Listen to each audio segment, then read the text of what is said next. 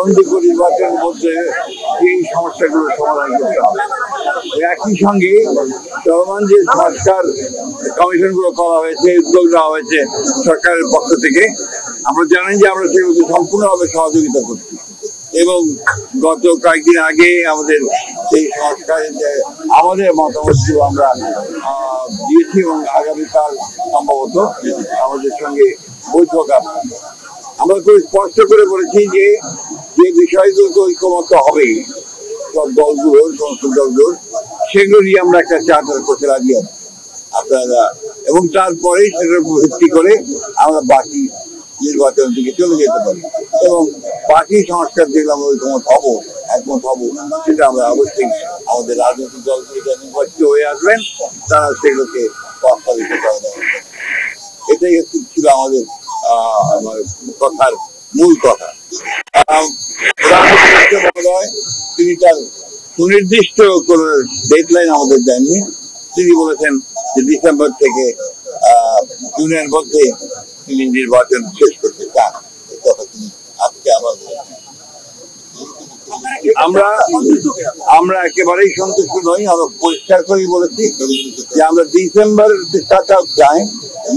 মধ্যে নির্বাচন যদি না হয় তাহলে দেশে যে রাজনৈতিক পরিস্থিতি, অর্থনৈতিক পরিস্থিতি এবং সামাজিক পরিস্থিতি সেটা আরো খারাপের দিকে যাবে, সেটা তখন নিয়ন্ত্রণ করা কঠিন হবে।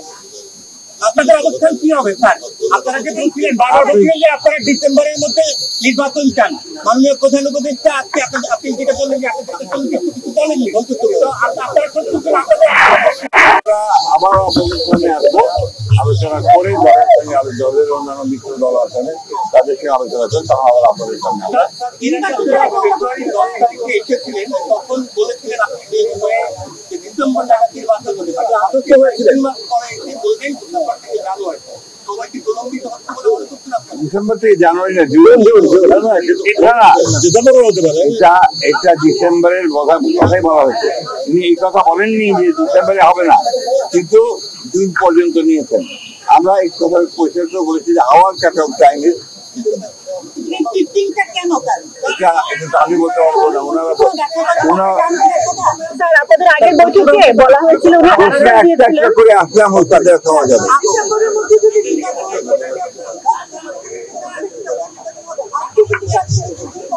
সামনে থাকেন, আপনারা কি বলবো, আমরা আমাদের দলের সঙ্গে অন্যান্য দলগুলোর সঙ্গে আলোচনা করে আমরা সিদ্ধান্ত নেব। আপনি গত 10 তারিখে হয়েছিল সেখানে বেরিয়ে বলছেন যে আলোচনা আপনারা আশ্বস্ত হয়েছেন, কিন্তু আজকে বললেন সন্তুষ্ট নয়। এই বিষয়টা আসলে একই প্রশ্নের কেন লিখছেন? একই যে প্রশ্ন তো অনেক বিষয় আলোচনা হয়েছে, এটাই ছিল মুখ্য বিষয়। ধন্যবাদ।